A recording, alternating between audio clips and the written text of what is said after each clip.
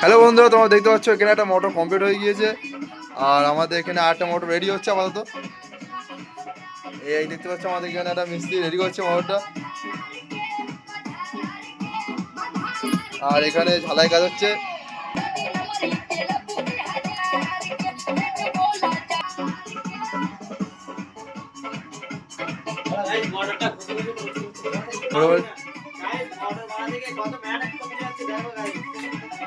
তো বলছে এখন কত কষ্ট করতে হচ্ছে মোটর বানাতে। আর মোটামুটি সব রকম পার্টস আমার কাছে অ্যাভেলেবেল।